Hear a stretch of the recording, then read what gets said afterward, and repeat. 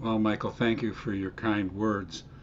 I'm excited about the class because I fell in love with Heschel and can't get him out of my head.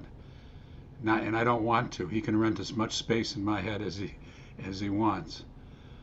But in the end, God is everything or God is nothing, and we can go off from there. Okay. Thank you so much, Greg. And thanks for your support. These sessions are going to be recorded, so if you have to miss one or you want to recommend this to someone else, all you have to do is go to our website and you'll be able to continue and listen to the session. I want to also thank Amy for all the work that she does to put these programs together. So a big round of applause or snap your fingers, however you want to acknowledge her. But thank you, Amy, for all you do. I want to begin by putting Abraham Joshua Heschel in context and talk a little bit about his biography and a little bit about trying to put his work, God in Search of Man, which we'll be drawing from for these three sessions, also into context as well to kind of get a better sense of him. And then we'll move on to our conversation about wonder. So Abraham Joshua Heschel was born in 1907 in Warsaw. And in 1907, Warsaw was a major city in Poland and certainly in Eastern Europe. He was the youngest of 6 children of Moshe Mordechai Heschel and Reza Perlo Heschel. But more important for our purposes, he was in line to be the Apter Rebbe.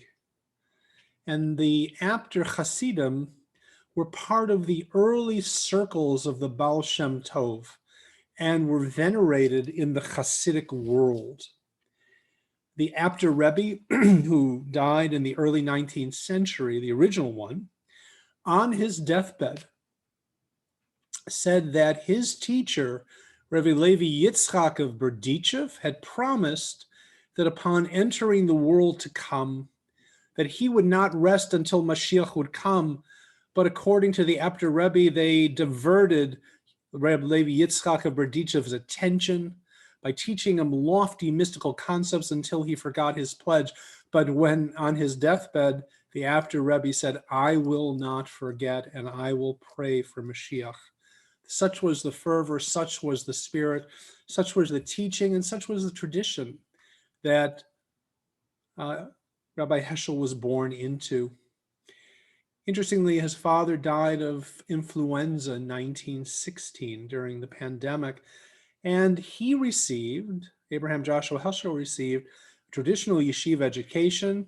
He received smicha, and then he had to make a choice. And the choice was whether or not to accept the mantle of the Apter Hasidim or to continue his studies elsewhere. And quite remarkably, Abraham Joshua Heschel left Warsaw and went to Berlin in the 20s and the early 1930s. And what I want to point out to you is that in these years, Germany was the center of secular intellectual activity, secular philosophy, secular culture. And it was also the center for the Wissenschaft des Judentums, the science of Judaism. It was on the cutting edge of Jewish life in all forms. The fact that Heschel went to Berlin to study speaks volumes about the man. He studied at the University of Berlin, and he also went to the Hochschule for the Wissenschaft des Judentums, where he received ordination there from what was the counterpart to the conservative movement in America. And there he studied with some of the great educators, including Ismar Elbogen, Julius Gutmann, and most notably, Leo Beck. He also taught at the Hochschule, and there he also met Martin Buber. But what is remarkable about him is that amidst the bustle of Berlin and the intellectual fervor of the country, he never forgot who he was. In this very famous statement, he acknowledges what was going on in his own mind. So, Greg, since you got us together, unmute yourself and why don't you read for us? And don't worry about the German. I walked alone in the evenings through the magnificent streets of Berlin. Suddenly I noticed the sun had gone down, evening had arrived. From what time may one recite Shema in the evening? I had forgotten God. I had forgotten Sinai. I had forgotten that sunset is my business, that my task is to restore the world to the kingship of the Lord. So I begin to utter the words of the evening prayer, and Goethe's famous poem rang in my ear, Über allen gibt fein es Ruhe, or all the hilltops is quiet. No, that was pagan thinking. To the pagan eye, the mystery of life is Ruhe, death, oblivion. To us Jews, there is meaning beyond the mystery. We should say, o'er the hilltops is the word of God. How grateful I am to God that there is a duty to worship, a law to remind my distraught mind that it is time to think of God, time to disregard my ego for at least a moment. So imagine the scene. He's walking down the streets of Berlin, the opera, the theater, the nightlife, the cafes, the salons, and he suddenly remembers that it's time for Mariv. It's time to daven. And he quotes from the Mishnah, from what time may one recite the Shema in the evening? And he realizes that he forgot. And see how he is struggling with Goethe and the importance of German thought and German poetry. And so he takes it and he Judaizes Goethe, if you will, or the hilltops is the word of God. How grateful I am to God that there is a duty to worship. That when we say the prayers that talk about night and day, light and darkness, we are engaged in the creation and we are engaged in wonder. But this is not a happy story in Germany. In 1938, Heschel was living in a rented room in the home of a family in Frankfurt in Germany, and he was arrested by the Gestapo. He was deported to Poland, and there he spent 10 months lecturing on Jewish philosophy and Torah at Warsaw's Institute for Jewish Studies. And 6 weeks before the German invasion of Poland, Heschel left Warsaw for London with the help of Julian Morgenstern. And who was Julian Morgenstern? The president of Hebrew Union College, the bastion of the Reform movement. And Julius Morgenstern is a remarkable hero because he saved, and Hebrew Union College saved many, many Jewish scholars and brought them to America and saved them from the Shoah, and Heschel is one of them. And so what I want to ask you for a moment is this. Now take this man who is received the best of Jewish education, of yeshiva education, and who has received the best of secular education, who has received the best of Jewish modern thinking through the Wissenschaft of Judentums, and take him now out of Poland, out of Berlin, and plant him where? In Cincinnati, Ohio. Hebrew College in the late 1930s was not only the bastion of the Reform movement, but the classically Reform movement.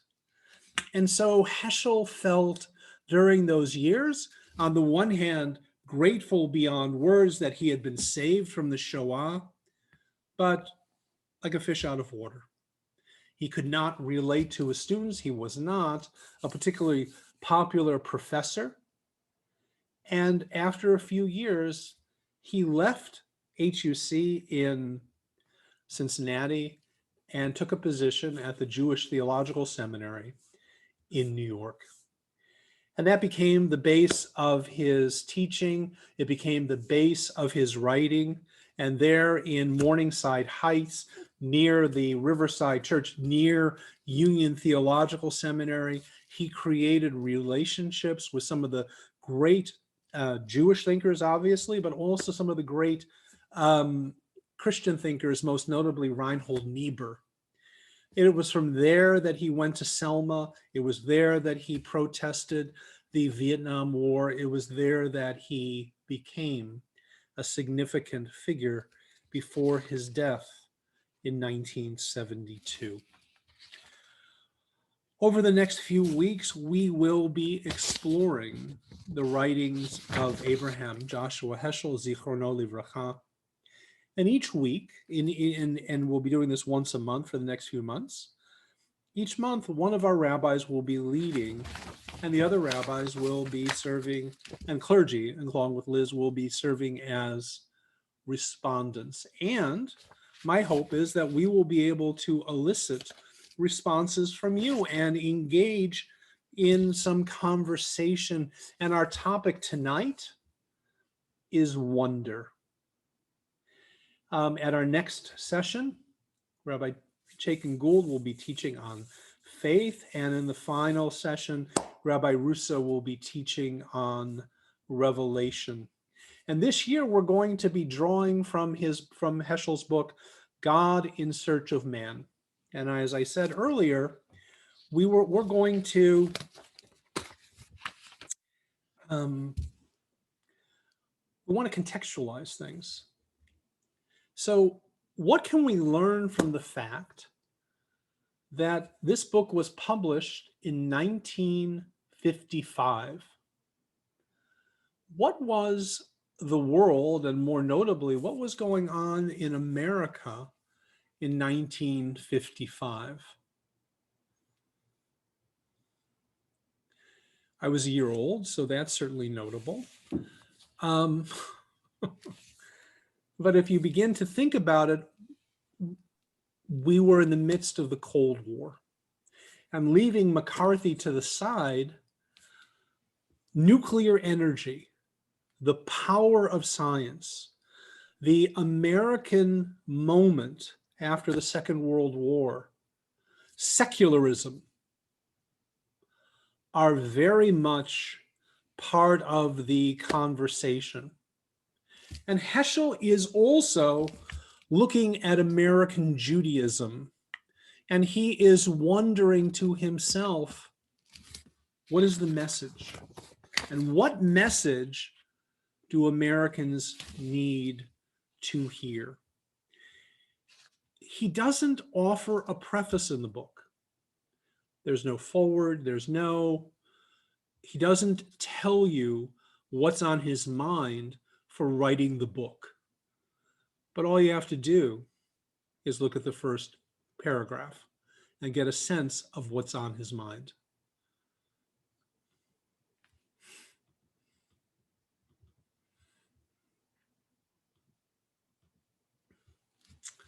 Okay.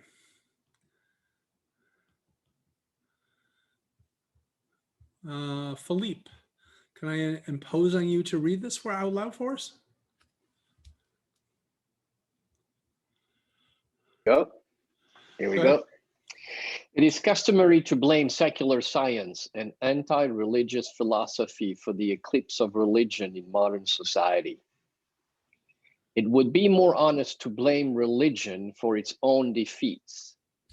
Religion declined not because it was refuted, but because it became irrelevant, dull, oppressive, insipid. When faith is completely replaced by creed, worship by discipline, love by habit, when the crisis of today is ignored because of the splendor of the past, when faith becomes an heirloom rather than a living fountain, when religion speaks only in the name of authority rather than with the voice of compassion, its message becomes meaningless. Religion is an answer to man's ultimate questions. The moment we become oblivious to ultimate questions, religion becomes irrelevant and its crisis sets in.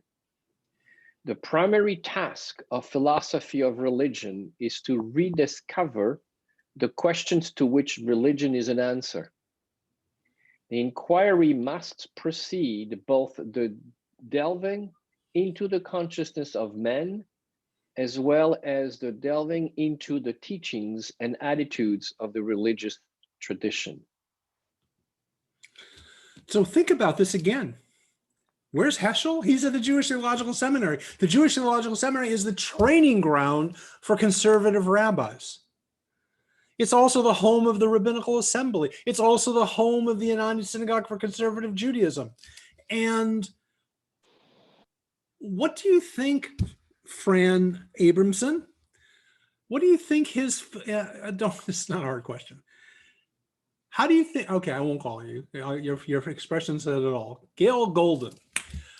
Okay, what do you think Heschel's feeling is about how Judaism is being practiced in America in the early 1950s? Is he enamored with it? How does he feel about it? I think it sounds as if he's extremely concerned about it.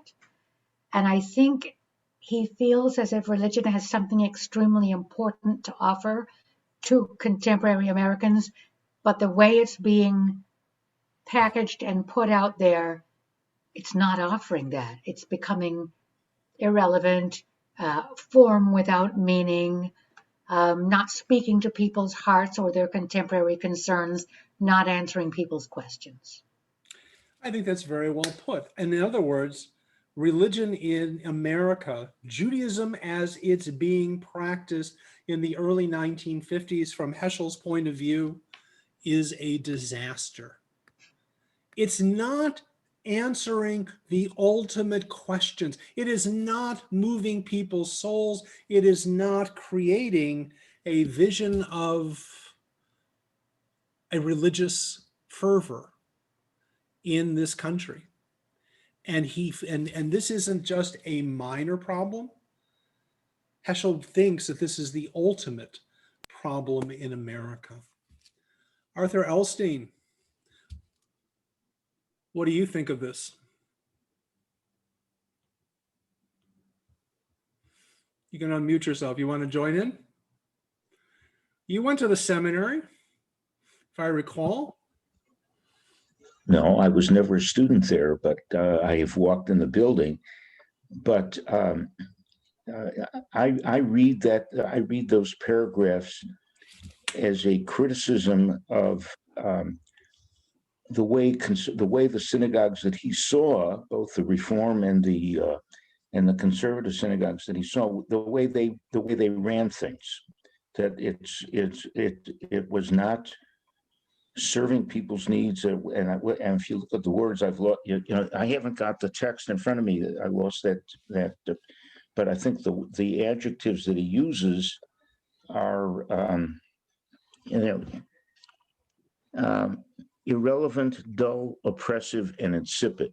Wow. I mean, that is a slashing critique I mean, I can't imagine. I wonder what his colleagues on the faculty of the seminary thought. I mean, he seems to me to be striving to create a certain kind of Hasidic intensity, and I can't imagine that his peers on the faculty, Litvaks that they were, thought that he was on the right track. It just doesn't seem to me.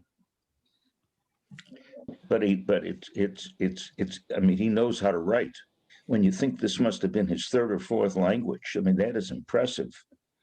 Yeah, I think that's 100% right, and I think that I'm glancing at what Mark Gould wrote to everyone. Critical to understanding this overall erosion in Jewish expression is the alienation felt by millennial generation. We can see that much of this, these are challenges that we're living with today. But for those of us who grew up hearing Heschel, we might have thought that he was a warm and fuzzy, all-embracing leader, teacher, but he was a firebrand. And he could be very acerbic. He felt that this was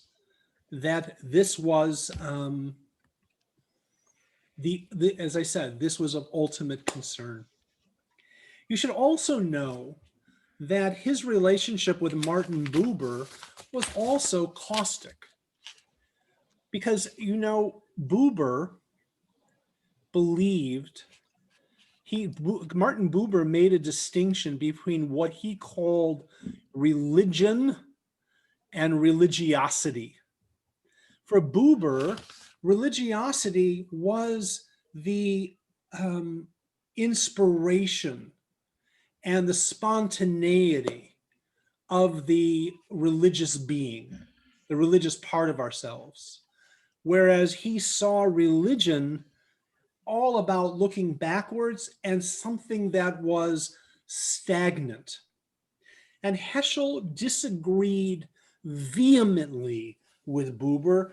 For Heschel, religion is all about spontaneity. The tradition is filled with deep spiritual potential, just not the way that it was being practiced in America.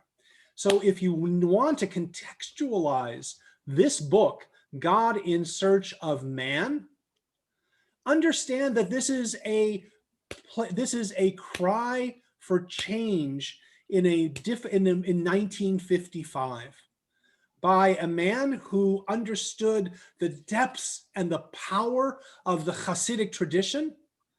Also, he understood the dangers of anti-Semitism, and also the greatness of Jewish education. I should have mentioned earlier that Heschel lost his entire family in the Shoah. And he once said, if I should go to Poland or Germany, he never returned, but he said this, if I should go to Poland or Germany, every stone, every tree would remind me of contempt, hatred, murder, or children killed, of mothers burned alive, of human beings asphyxiated. So he carried all of this within himself, within his heart. But rather than being crushed by the experience, Heschel speaks of wonder. And so it is the foundation stone of Heschel's thinking is wonder. And so we turn now to our chapter and our theme for today.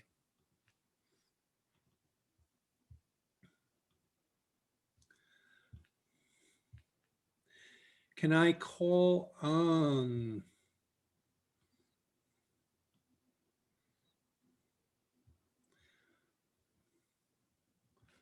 let's see, Alice. Wait, I skip one. Go ahead.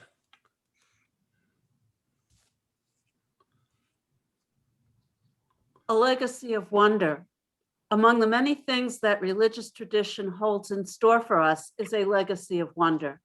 The surest way to suppress our ability to understand the meaning of God and the importance of worship is to take things for granted. Indifference to the sublime wonder of living is the root of sin. Modern man fell into the trap of believing that everything can be explained, that reality is a simple affair, which has only to be organized in order to be mastered. All enigmas can be solved, and all wonder is nothing but the effect of novelty upon ignorance.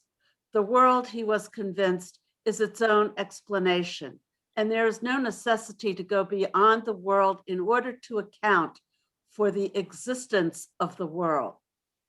Stand still and consider. As civilization advances, the sense of wonder declines. Such decline is an alarming symptom of our state of mind. Mankind will not perish for want of information, but only for want of appreciation. The beginning of our happiness lies in the understanding that life without wonder is not worth living.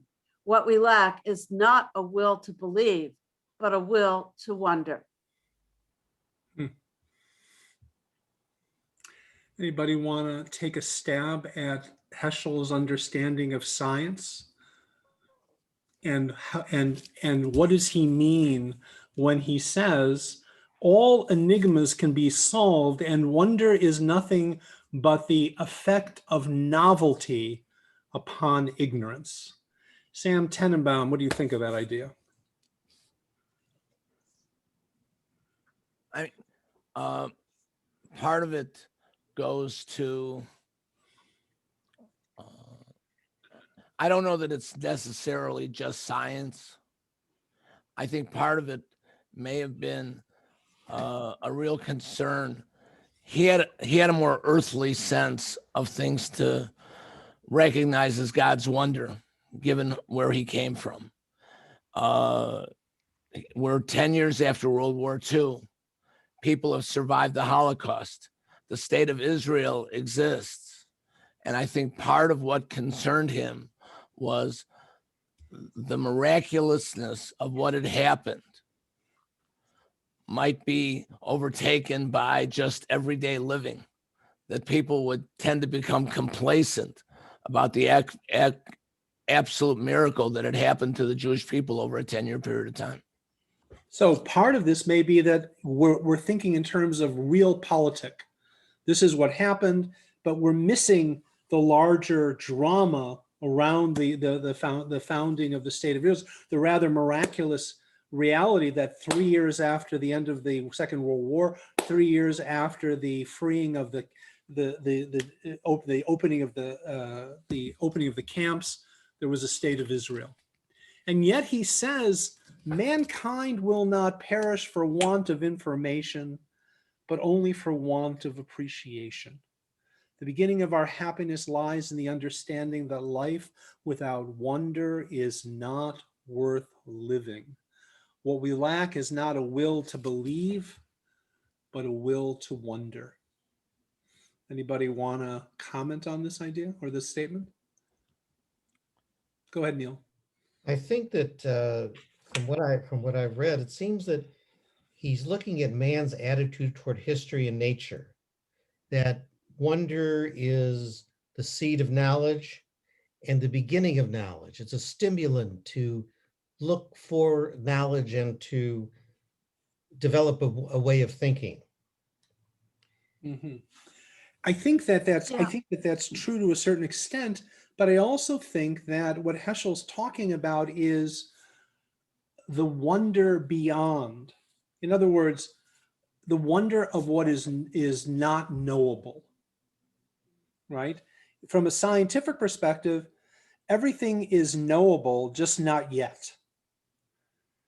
And that fills us with a certain degree of hubris from Heschel's point of view, right? That if God is only the God of the gaps are the things that we can't explain now, but as soon as we can explain them, then we move God to the next. And so what Heschel is saying is, no, there is that the religious mind is drawn to wonder, to something beyond. So let me show you what I mean. Excuse me, just 1 second.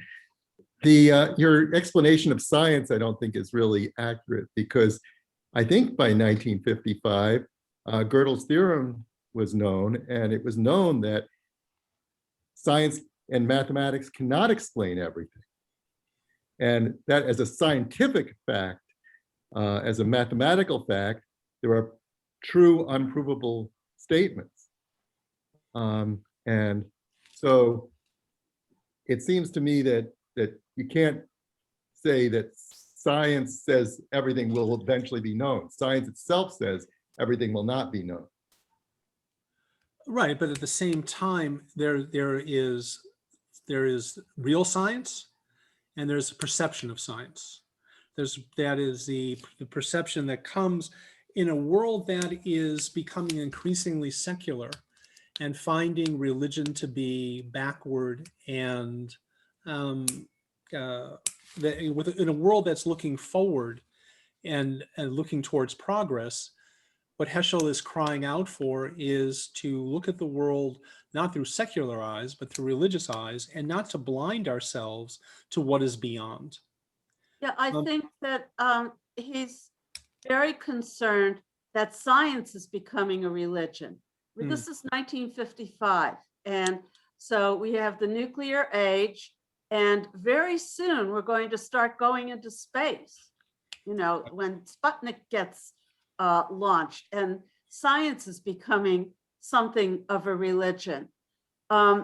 His cry echoes what my father-in-law was very concerned that his kids were going to lose their Jewish identity and their beliefs in religion when they went to college and got steeped in all the science. Mm-hmm.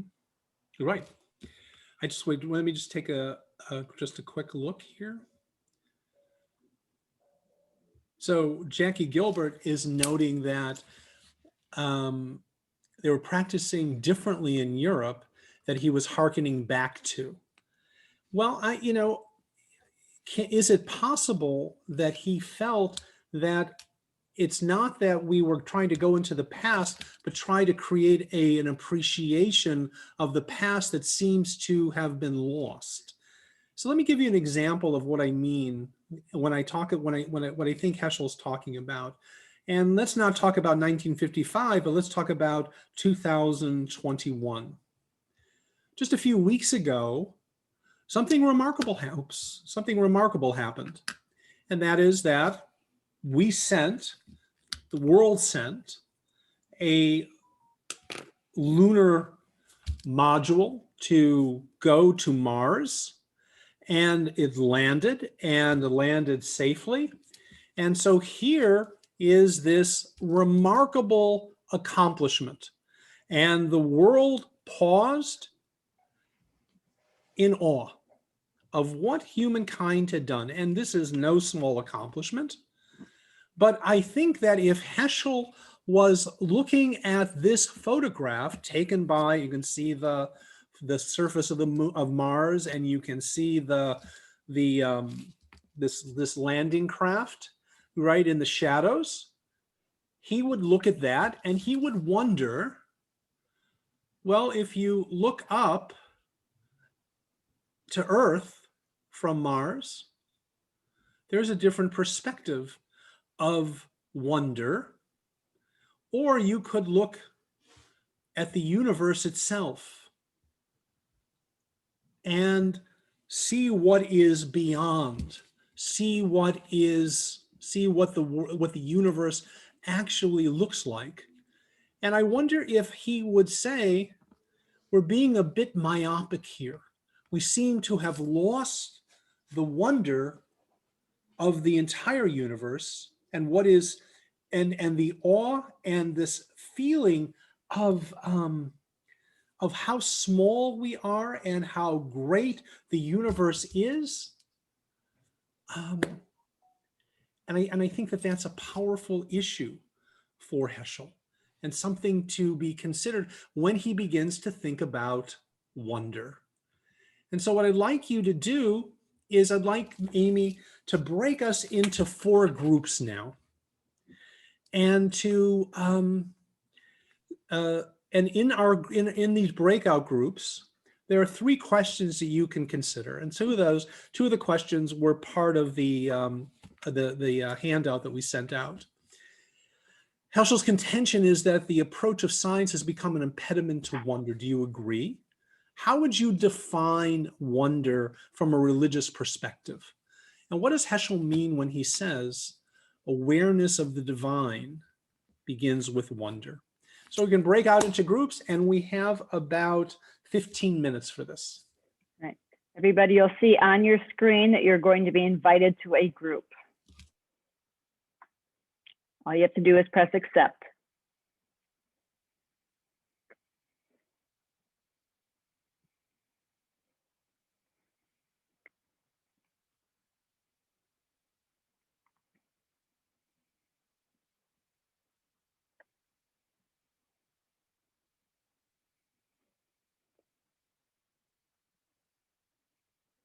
Who is not in there? Hold on. Sydney. Let me get you into a breakout room, Sydney. Give me 1 minute, Sydney.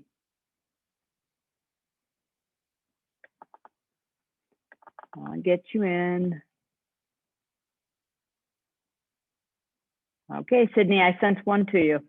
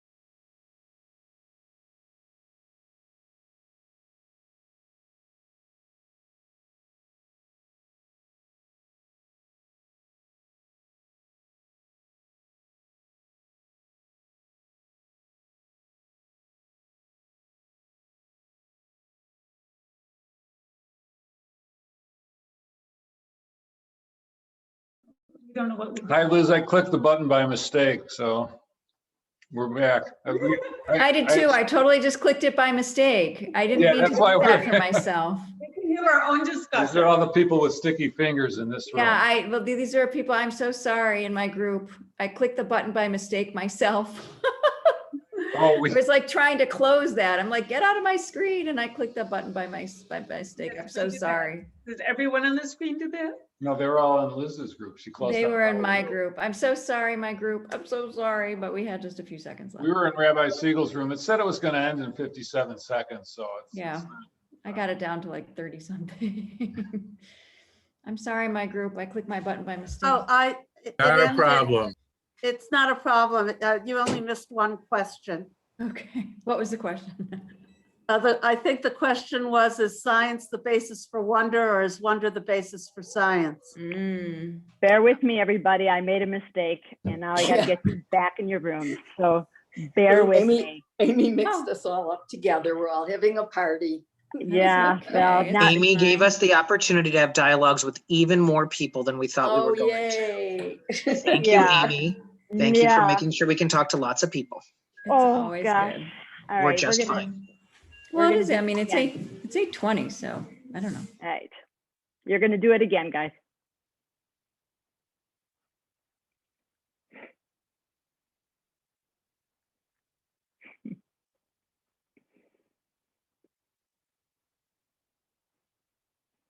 Oh my God, that was embarrassing.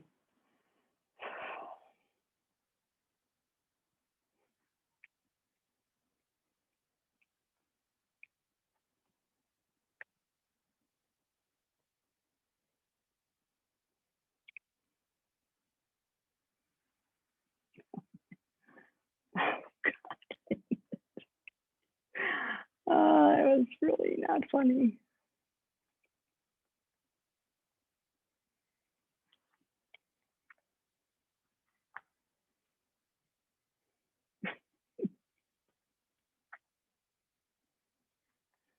Ah.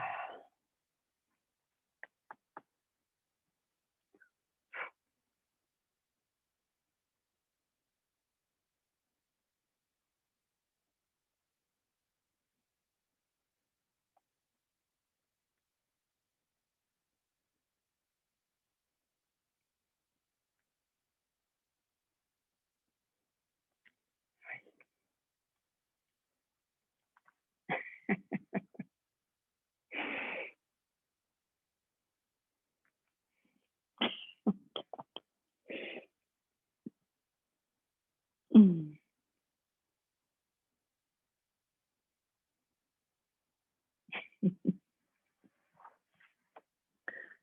Oy vey.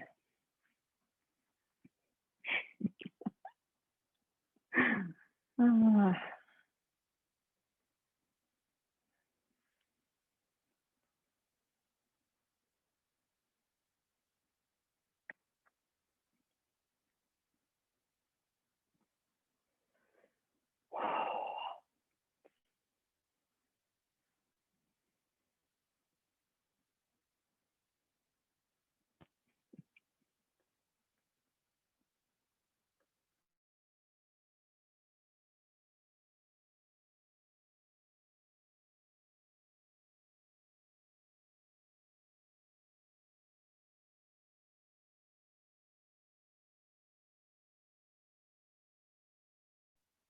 That time I was instructed to do it.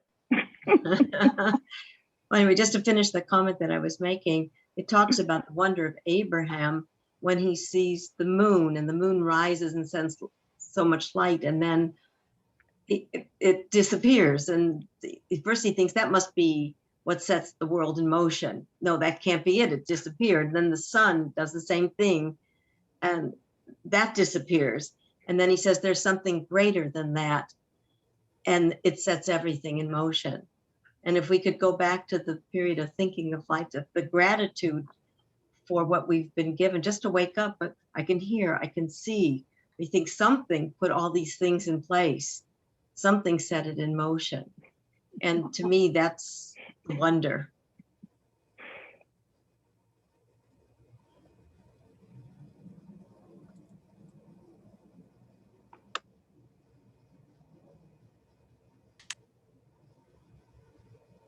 Oh, Michael, you're muted.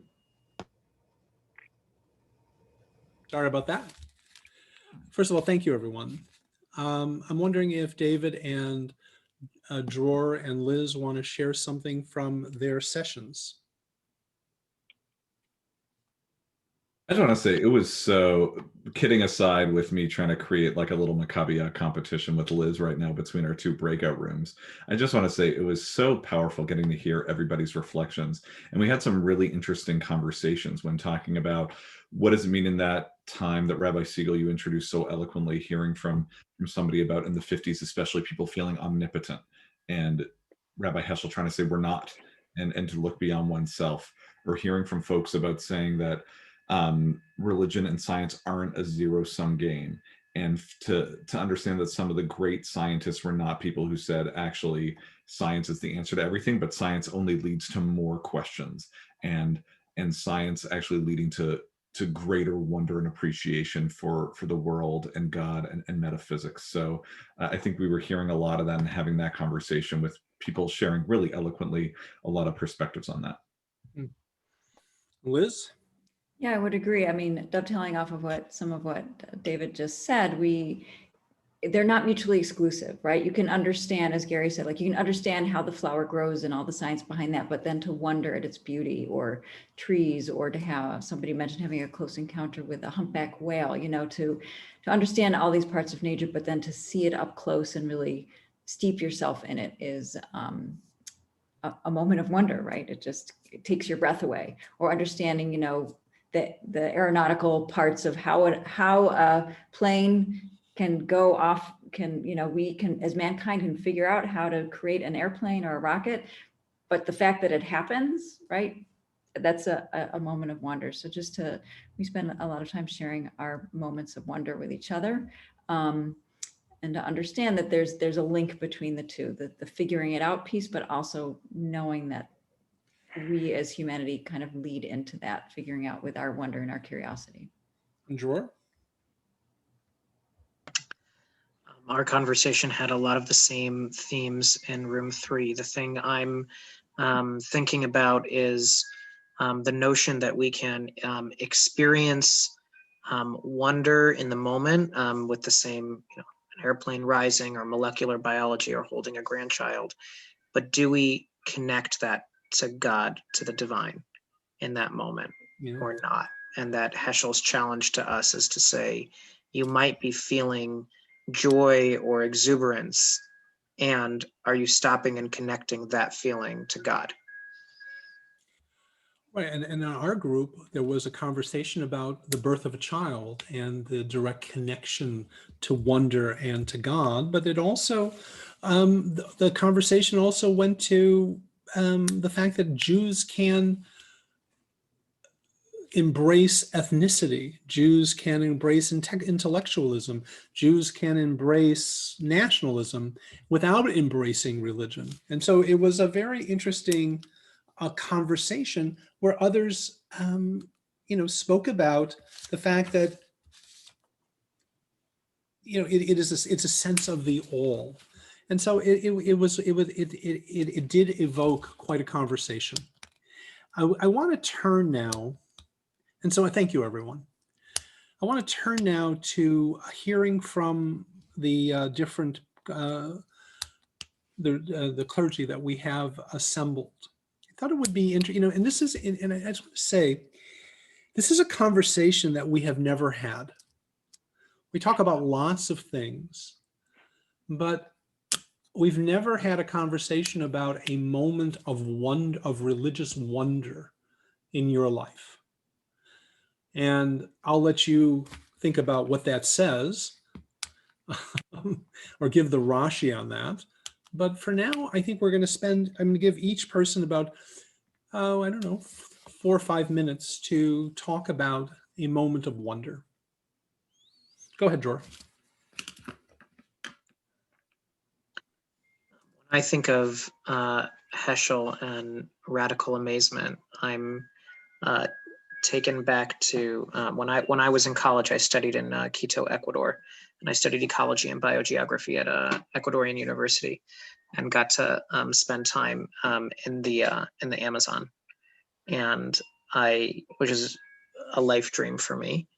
And I had a moment when I woke up early and went to daven in the rainforest by myself, and I put on my talis and tefillin and held my siddur, and I was reciting one of the Psalms in the morning, and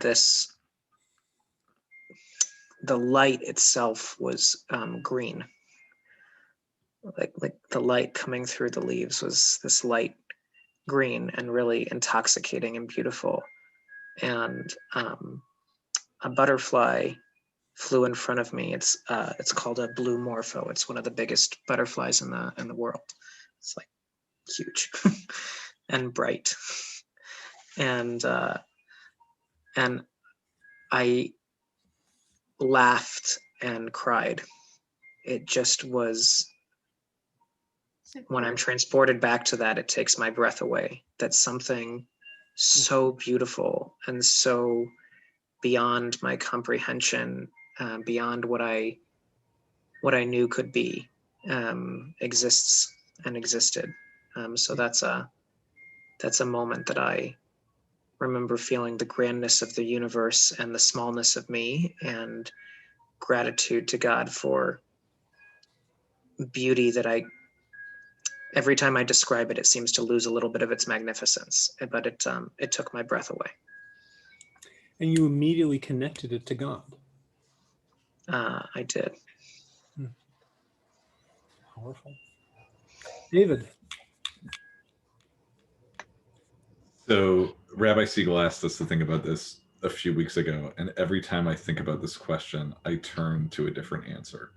And so I'll share just one from tonight, which was I was going from being in the big group now to our small group breakout session, having no idea what people were thinking and what people were going to say, and talking about this big question of how do we take science and the details of science and then actually look beyond that to have a sense of wonder. And I'm looking at this screen in front of me, which I have no idea how it's built, and this thing that has a camera that I have no idea how it works. And in a world where we're in a pandemic, and if not for this screen, I would not be able to see and hear from any one of you. And I keep thinking about how Rabbi Abraham Joshua Heschel was an incredible scholar. He was a scientist. So I just pulled out one of his books. This is Torah Mina Shamayim Bas Bakloria Shaladorot, Heavenly Torah. It's ginormous with every page. I mean, at least half of the page is footnotes. Rabbi Heschel was a scientist. He was somebody who was a scholar, and he knew how to do academia and how to research. And he believed that science was so important. But if we didn't take science to a sense of wonder and radical amazement of connection to God and the universe and each other, then what was the science for? And so we're looking at this computer, and it's possible that we're a slave to this computer screen, which I'm sure my kids would accuse me of sometimes when they just want to play Pokemon with me. And what this science of the computer is allowing me to do is have this moment of connecting far beyond myself, of being able to connect to God, to connect with you, to think about these big questions of what does it mean to be in this world, and in a place where this has not been possible before the last few years. And really feeling over the past year that despite all of the tragedies and horrors of the last 11 to 12 months, being able to take moments like this and say, what a wonder it is to be together. And something as simple as this computer screen is able to make that happen. So what's so interesting about what you're saying, David, is that you are finding wonder in the technology that creates community. Yeah. So in a sense, it's the inverse of what Heschel was saying. It's a different understanding of how technology has created Sidarim, has created moments like this, has brought people together with their grandchildren, have allowed us to attend funerals together, or weddings, or baby namings, or brisses, right? So that technology has made that possible, and that's wondrous, and we don't even understand any of it. Yeah. Powerful thought. Thank you. Liz. Thank you for that. If he was talking about technology in a computer sense, I went when I was asked this just this afternoon by Rabbi Siegel, I kind of went to our inner workings of technology, and I thought about that state of becoming that we're all in, but specifically when I've worked with kids over a long time, when I see them work on a project, or for instance, I used to, at a previous job before moving here, I worked at a day school and I worked at a performing arts club. And I, for over the course of many months, these kids who were shy or unsure of themselves, they found their role, whether it's a scenery, a stagehand, a prop maker, or front and center on the stage. They found their place within this, and they became and they grew fully within that role.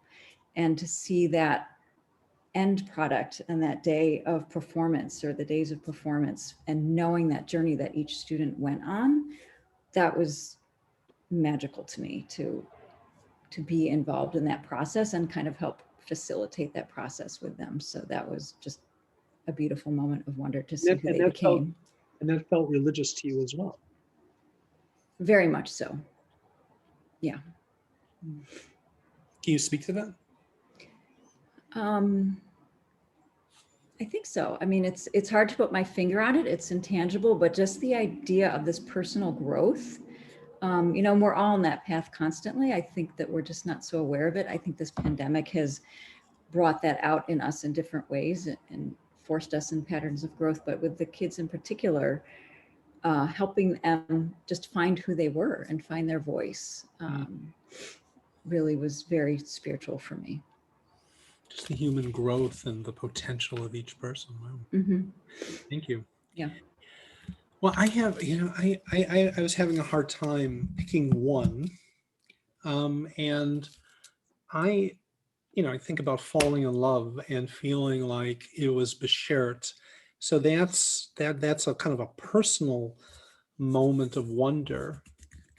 But as far as this kind of religious moment, I was in Israel in the 1970s, and we were taken to Sinai, which, you know, is not so easy today, but we were. And they took us to what's called Jabal Musa. There's Santa Caterina, which is there's a monastery at the top, and it has the tradition of being Mount Sinai. But then amongst the Arab peoples, Jabal Musa, which is a higher mountain right next door, was there. And we while it was still dark out, we began our climb, and it was a kind of a significant climb. And we got there, and the sun was shining, and I was looking out, and you can see the Gulf of Aqaba. You literally can see the Middle East taking shape in this spot. And I was imagining that if this wasn't Mount Sinai was a mountain like this. And so all of these ideas of how small I felt in the universe, but also the reality of Jewish history and existence, it sort of all kind of came and rested upon me in that moment. And it was, you know, and I went off by myself. There was a minyan going on, but I needed to just have this moment. And I remember saying, Baruch she'amar v'haya ha'olam baruch hu. God, praised is God who created the world. Sing praise. Baruch Osev Reshit, Baruch Omer v'Yosef, Baruch Gozer Kayem. Glorified is the author of creation, law, the one whose word is performance. Acclaim is God, whose decree is fulfillment. Baruch Mishalem Sachar Tov L'Raya, Baruch Chai La'ad V'Kayam La'netzach, Baruch Podel Matzil, Baruch Shemo. Honor the one who rewards those who revere him. Blessed is the one who lives forever and ever. Celebrate the one who redeems and rescues. Praised is God's name. And I remember saying these words, and if I ever had a moment of radical amazement where it was an existential experience where I was seeing myself praying and feeling the presence of God and the presence of history, it was in that moment. And I reflect on it sometimes, but it was just an experience that I wasn't expecting, and I love the fact that it just happened. So that was mine. I would suggest for those who would like to share, to write down your own. And if you would be nice enough, you can send it to me at Anshe Emet, and we will, and if you're open to sharing it with a larger group, we can do that as well. Or actually, better yet, why don't we send it to Amy, and that way it won't get lost. I want to end our program by going back to can you see this okay? Can you see the okay. So I just want to look at the other part of the quotation from the text, and then I want us just to look at one thing that Heschel taught us. So I'm going to ask Brian Kaminer, would you read? Sure. Amazement, awareness of the divine begins with wonder. It is the result of what man does with his higher incomprehension. The greatest hindrance to such awareness is our adjustment to conventional notions, to mental cliches. Wonder or radical amazement, the state of maladjustment to words and notions, is therefore a prerequisite for an authentic awareness of that which is. Radical amazement has a wider scope than any other act of man. While any act of perception or cognition has as its object a selected segment of reality, radical amazement refers to all of reality, not only to what we see, but also to the very act of seeing, as well as to our own selves, to the selves that see and are amazed at their ability to see. Okay, Andrea Yamlong. Looking at the star-studded sky, the psalmist exclaims, "When I behold thy heavens, the work of thy fingers, the moon and the stars which thou hast fashioned, what is man that thou shouldst be mindful of him, and the son of man that thou shouldst think of him?" Psalms 8, lines 4 and 5. In radical amazement, the biblical man faces the great things and the unsearchable, the wondrous things without number. Job 5:9. He encounters them in space and in time, in nature and in history, not only in the uncommon, but also in the common occurrence of nature. Not only do the things outside of him evoke the amazement of the biblical man, his own being fills him with awe. I will give thanks unto thee, for I am fearfully and marvelously made.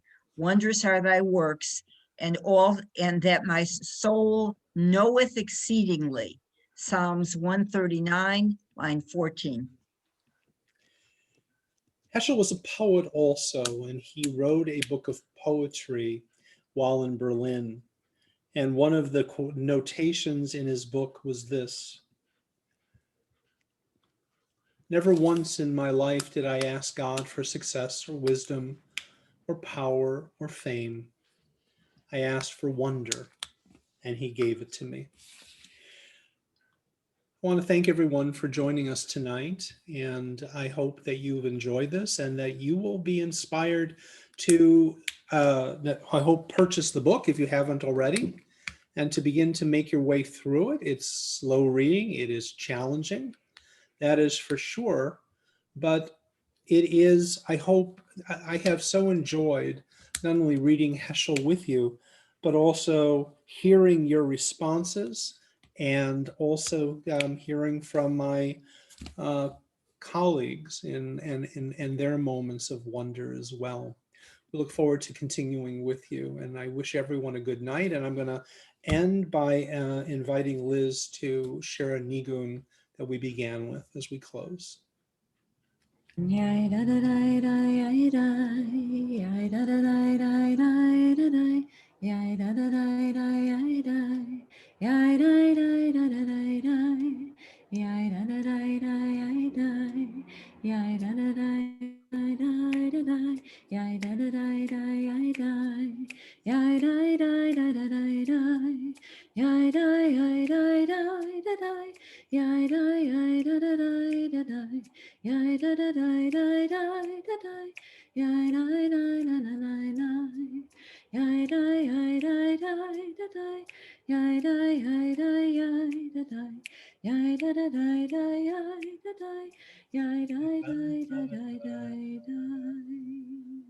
Lila Tov, everyone.